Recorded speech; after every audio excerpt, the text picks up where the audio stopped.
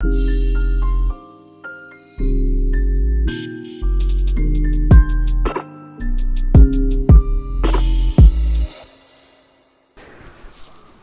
Start करते हैं।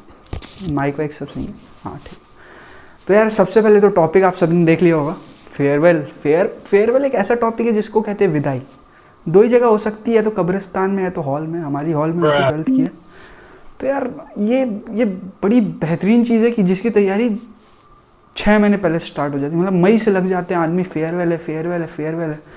Last में लेकिन क्या होता है, एक दिन पहले सब सोच के बैठते हैं यार यहाँ रखेंगे अपना सूट, यहाँ रखेंगे अपने मोजे। फिर सुबेरे घूमते मम्मी मेरे मोजे। भाई मतलब कितना भी कोशिश कर लो नहीं मिलती चीज़ें, क्योंकि ऑन स्पॉट कुछ होने से रहा, ऑन स्पॉट कुछ भी होने से रहा। तो उस दिन क्या होता है, उस दिन की जो क्यूरियोसिटी रहती है ना, रात को सब लोग सोते रहते हैं। मतलब कल सुबेरे तो मैं जैसे ही जाऊँगा छा जाऊँगा। मतलब मैं एंटर करूँगा, मेरे पीछे मेरे 700 गुंडप्पा मामा और चल रहे होंगे हमसे। ये सब कुछ नहीं, सही बताऊँ कुछ नहीं होता है सब। आप सुबेरे उठते हो, आपकी लाइफ स्टार्ट होती है। वो पता रहता है यार सुबेरे अभी नहाना है धोना है, तो आप बैठे रहते हो सोचते ही रहते हो कि क्या होने वाला है कल।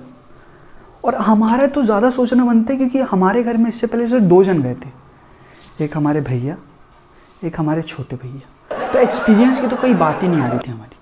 फिर क्या होता है यार, मतलब आप जाओ तो सबसे पहले तो आप जैसे ही निकलते हो घर से, तो एक दोस्त आपके साथ रहता है। मेरे साथ मेरा दोस्त था अथर शुक्ला। तो हम लोग गए यार, तो हम लोग को ये चीज़ बताई गई थी कि 3 से 4 घंटे पहले सब तैयार होते, और हम इतने बेवकूफ़, हम 2 घंटे पहले ये ढूंढ रहे हैं कि हमारे कपड़े किधर है। उसके बाद हम लोग सैलून पहुँचे तो सैलून वाला भी अखंड भारत का अखंड आदमी। हम जैसे ही उसके पास पहुँचे, हम देखते 4 लोग खड़े हुए, चार बुड्ढे, पता नहीं डाई करा रहे थे क्या करा रहे थे। चारों बैठे हुए, और वो सैलून वाला, अरे भैया बहुत जगह आ जाइए। हम लोग बोले कहाँ जगह है, और हम लोग उनके वर्कर को देख रहे हैं। भाई एक वर्कर ये है, एक वर्कर ये, बाकी वर्कर किधर है? तो बोलता है अरे सर आप बैठिए सब हो जाएगा। तो बीच में 2 कुर्सी रहती है, ऐसी है कुर्सियाँ देख लो। तो बैठे रहते हैं, तो हम लोग बैठते हैं उतने में वो पतंजलि हाथ में ऐसे रगड़ के और आता है ऐसे करके। हम लोग बैठे हुए हैं, हम लोग को एंजॉय लग रहा है। हाँ थोड़ी हवा चल रही है, दरवाज़ा खुला है, एसी नहीं है, थोड़ी हवा चल रही है। तो वो आया, तो उसका ये हाँ उसने ऐसे हाथ रखा, बोला आप दोनों बैठ जी। उसके बाद वो ऐसे शुरू किया, भैया 5 मिनट के अंदर कटप्पा बन गया बाहुबली। मतलब 5 मिनट के अंदर उसने हमारे जो टचअप किया, हमने जैसे हमारे चेहरे देखे ना, मतलब अच्छे तो नहीं दिख रहे थे, पर हमने जैसे अपने चेहरे देखे, माय गॉड, हम चेहरे देख रहे हैं अपने, उसने हमसे 50 की जगह 20 कटवा ली। ठीक है, उसके बाद क्या हुआ, हम चले, और हम किस में जा रहे थे, अल्टो में। जिस गाड़ी की पॉलिसी है हम 2 हमारे 2, उससे ज़्यादा इसमें कुछ नहीं होता। तो हम लोग गए, अब चाचा की गाड़ी थी, हम लोग गए आगे। तो हम लोग पहुँचे, हमारे जो भी हमारा मेन हॉल था वहाँ हम लोग पहुँचे। तो हम लोग जैसे ही एंटर कर रहे हैं, हम लोग देख रहे हैं यार इतनी आबादी तो स्कूल में नहीं आई थी जितनी यहाँ पे आ गई। उस दिन हर एक बच्चा आया था स्कूल में। वैसे अटेंडेंस के दिन अटेंडेंस हो, वैसे तो एनुअल फंक्शन हो जाए कोई नहीं आता, पर उस दिन सब आए थे। ठीक है, तो हम लोग अंदर गए, वो अपने दोस्तों के पास गया, मैं अपने दोस्तों के पास गया। उसके बाद जब हम अंदर एंटर कर रहे हैं, तो एक तो सब आ गए थे सिवाय हमारे ऑर्गेनाइजर्स के। बेचारे 11 से 12 हो गए, सब लेट हुए थे यार उस दिन, ऐसा कोई बड़ी बात नहीं है। तो उन्होंने 11 बजे का बोला, 11:30 बजे आए, शो 12:30 बजे स्टार्ट हुआ, और प्रोग्राम्स 1:30 बजे। हमारी लीस्ट टाइमिंग थी 5 बजे की, मतलब 11 का शो आप 1:30 बजे स्टार्ट कर रहे हो। पर वो सब कोई बड़ी बात नहीं है, वो तो हर जगह होता है, इसलिए मेरा शायद स्टैंड अप भी नहीं हो पाया। तो हम लोग एंटर किए, तो वहाँ पे सब हॉल में एकदम झूमर वूमर सब लगाओ, किसी को भी झूमर से मतलब नहीं। सब बाथरूम के अंदर घुस रहे हैं फ़ोटो खिंचाने के लिए, और मेरा सेल्फी डाल रहे हैं ऐसे करिए। कुछ गधों को तो ये भी नहीं समझ में आ रहा है कि पीछे कोई मूत रहा है, पीछे कोई कुछ कर रहा है यार, देखो कम से कम। वो मेरा सेल्फी लेने में लगा। उसके बाद it's just beyond the level कहेंगे। उसके बाद वो सेल्फी लिए, सब लोग निकलने लगे हॉल के लिए। हॉल में सब जाके पहुँचे, तो हम देख रहे हैं कि हॉल में सामने 4 बैठ गए, इधर सामने 4 बैठ गए, और ऑर्गेनाइजर्स का पता नहीं कहीं, ऑर्गेनाइजर्स बाहर है। अच्छा, एक बहुत कॉमन चीज़ सबको दिखी होगी, बॉडीगार्ड्स। जिनकी जिनकी ज़रूरत लड़ाई में होती है, फेयरवेल में नहीं, पर है। उनका काम ही क्या होता है? थप्पा लगाना। आप एंटर करोगे वो थप्पा लगाएंगे। मतलब फीलिंग 3 इडियट्स वाली रखती है, पर पीछे की जगह आगे थप्पा लगता है। हाँ, आगे ही लगता है। कुछ लोग को तो ऑल इज वेल वाली फीलिंग आ रही थी, बट अंदर गए हम लोग तो यार वो बॉडीगार्ड्स का एक ऐसा रोल रहता है कि आधे घंटे तक वो अपनी अकड़ में रहते हैं, फिर 1 घंटे बाद उन्हें भी लगता है यार क्या ही फर्क पड़ रहा है, ये लोग भी तो लड़ाई नहीं कर रहे, वो लोग अंदर आके बैठ जाते हैं। उसके सामने रखते लोग सो रहते हैं, बाहर खाने किसी को नहीं पता। और एक इम्पॉर्टेंट चीज़ ये कि 1 घंटे तक ये बॉडीगार्ड्स किसी को बाहर नहीं जाने देते। बल्कि कल्चरल प्रोग्राम 1 घंटे बाद शुरू हुआ था, उस वक्त लोग सबको जाने दे रहे थे, पर उस 1 घंटे जिस वक्त ये लोग बाथरूम में फोटो गए उस वक्त कहीं नहीं जाने दे रहे थे।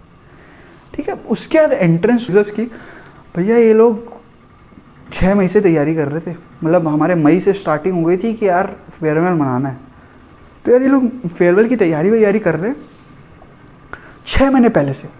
लेट हुए हैं 6 घंटा, पर 6 महीने पहले से तैयारी चल रही इनकी। तो ये लोग क्या था, एक तो ऑफिशियल फेयरवेल नहीं था। पहले तो मेरे को ये बताएगा कौन कौन ने बोला था अपने घर में कि मम्मी 2 टीचर्स आएंगे फेयरवेल में। भैया अनऑफिशियल फेयरवेल था, और किसी ने तो बता के रखा था मम्मी 2 टीचर्स कंपलसरी। जिसने बोला कमेंट्स कर देंगे प्लीज़। बट ऑटो वाले तो ऐसे चला रहे हैं जैसे कि मेरे घर से बाजू से जाना है। Wait for second, it's crowded area you no.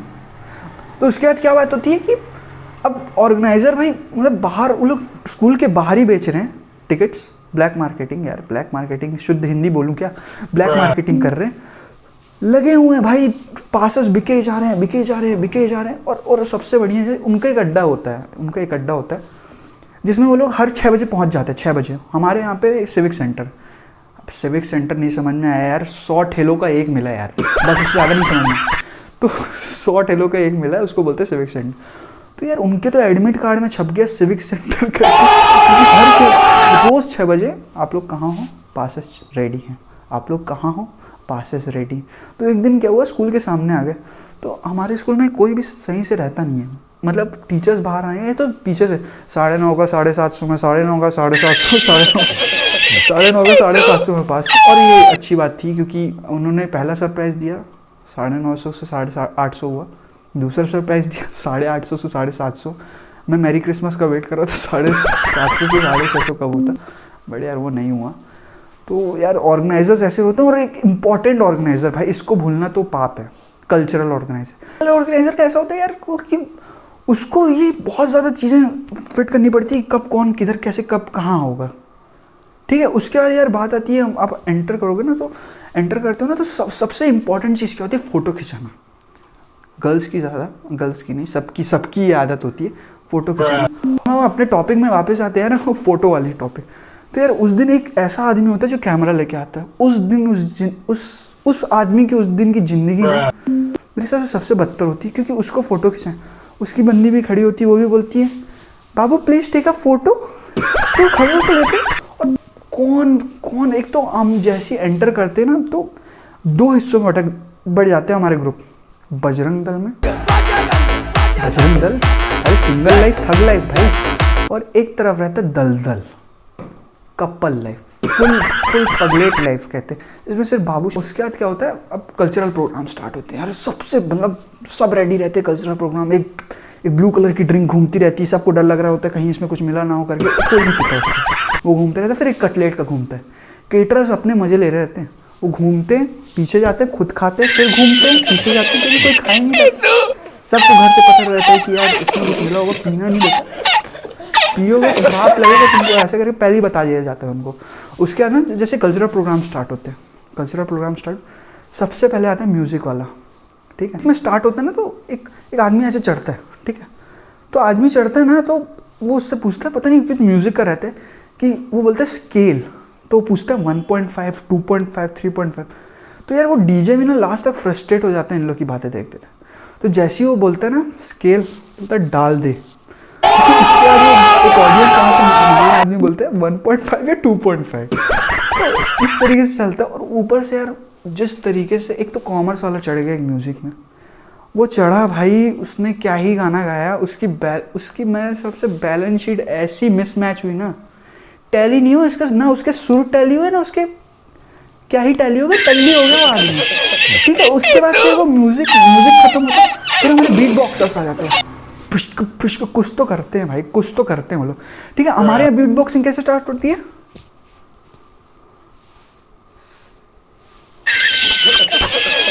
पूरी दीवार बनी होती है, और यहाँ तक कि उसके बाद ना ये ऐसे ही कुछ करके जब सामने वाले रहते हैं ना, सामने को जब उनके बाल देखना, अब बीट बॉक्सर्स क्यों, मतलब ये जो हरकतें रहती हैं, सामने एक को खड़ा करते हैं, बाल उनका। उसके बाद क्या होता है, जब ये आगे बढ़ते हैं भाई, तो बीट बॉक्सिंग खत्म हो जाती है, बीट बॉक्सिंग खत्म हो गई बीट बॉक्सिंग, ठीक है। उसके बाद हमारे डांसर्स आते हैं। डांस दो जगह चल रहा होता है, एक स्टेज के ऊपर, एक स्टेज के नीचे, दोनों जगह तबाही हो रहा है एकदम, मतलब घुंघरू टूट गए ऐसा गाना बजा रहे होते हैं वो लोग। एक तो सबसे वाहियात चीज़ मुझे लगी, लड़के लड़कियों के उसमें डांस कर रहे हैं, मतलब कुछ मेरे साथ सबसे फेयरवेल में ये चीज़ कॉमन हुई कि लड़के लोग अपनी लड़कियों के गाने, अपनी लड़कियों के उसमें डांस कर रहे हैं, डोलरे करके डांस कर रहे, समझ ही नहीं आ रहा लड़का कौन है लड़की कौन। एक तो वैसे ही सबने अपनी आइडेंटिटी बदल दी, कोई भी लंबे बाल करके घूमे पड़ा है, मुझे देख के समझ नहीं आ रहा कौन है ये आदमी, इसको हमने पहले देखा नहीं है, ये डांस कैसे कर। और एक यार सुपर आदमी रहता है वहाँ पे जो सब करता है, मिमिक्री करता है, डांस करता है, म्यूजिक करता है, एक ना एक में हक देता है। और एक मेरे दोस्त को उन लोगों ने चढ़ा दिया, उसको बोला, इन लोगों ने एक दोस्त को चढ़ा दिया, उसको बोले मिमिक्री कर लो, तो वो गया वहाँ पे चढ़ा, खड़ा हुआ। उसके बाद उसको बोले संजू बाबा की एक्टिंग करना है आपको, संजू। तो यार उसकी फीलिंग ही ना है संजू बाबा की, उसकी फीलिंग संजू बाबा की नहीं है, उसकी कैटरीना कैफ की उसकी मतलब सांस ही ना फूले। मैं बोला भाई इससे नहीं हो पाएगा। उसके बाद उसने एक्टिंग की, और एक सबसे घटिया चीज़ होती है बैच डिस्ट्रीब्यूशन, जिसमें डिजर्विंग को, हाँ कुछ डिजर्विंग को मिलता है, कुछ को मिलता ही नहीं है। मैं तो चला गया था उस वक्त, शायद मैं डिजर्व भी नहीं करता था, पर मैं उस वक्त चला गया था। तो यार एक बढ़िया चीज़ ये होती है, तो उसका यार बैच डिस्ट्रीब्यूशन होता है। बैच डिस्ट्रीब्यूशन सबसे वाहियात चीज़ होती है, मतलब उसमें डिजर्विंग को तो मिलता है, और जिस तरीके से लोग पट्टा बांधते हैं ना, मतलब ऐसे करके एक पट्टा जाता है ऊपर से, और कुछ समय बाद तो एक को काला पट्टा मिला, बाई गॉड कुत्ता लग रहा था वो, उसको ऐसे करके बांध दिया उसने, ऐसे करके। उसके बाद उसको बोला आप मिस्टर फेयरवेल है, तो वो भी चल रहा है यार मैं मिस्टर फेयरवेल हूँ करके, पीछे उसकी वही बेइज्जती हुई रहती जो पिछले 12 साल से चल रही होती है। सोल्यूशन कोई बड़ी चीज़ नहीं है, कुछ किसी को कुछ भी मिलता है, लेकिन हाँ उनको एक चीज़ का फ़ायदा होता है केक का। केक सबसे पहले वही लोग काटते हैं, केक वो लोग काटते हैं, हमारे तक आते आते केक ख़त्म हो जाता है। तो ठीक है यार, अब यही थी आज की जितनी भी कॉमेडी आपने देख ली। हाँ अच्छी हो तो लाइक शेयर, एक तो चैनल का नाम ही देखो, एस से स्टैंड अप, एस से स्वास्तिक, एस से सब्सक्राइब कर दो यार। तो सबसे पहली चीज़, एक चीज़ आप लोग ने नोटिस की होगी यार, हमारे में डिस्क्लेमर नहीं था। उसका कारण है कि हम लोग कोई अब्यूजिव लैंग्वेज और ये सब यूज़ नहीं करते। एक पार्ट मुझे लग रहा वो बजरंग दल वाला, सो आई एम जन्मजात हिंदू, तो मैं कुछ अगेंस्ट में नहीं था, तो उसके लिए अगर आप किसी को बुरा लगे तो उसके लिए मैं माफ़ी चाहता हूँ। एंड थैंक यू, और साथ ही साथ लाइक शेयर सब्सक्राइब अगर मिल जाए तो भगवान की दया से फॉलो भी करो यार, कुछ लोग लाइक करके फॉलो नहीं करते। चलो ठीक है, बाय। अब क्या जाऊँ कि नहीं जाऊँ, अभी देखते कहाँ रहोगे, चलो बाय।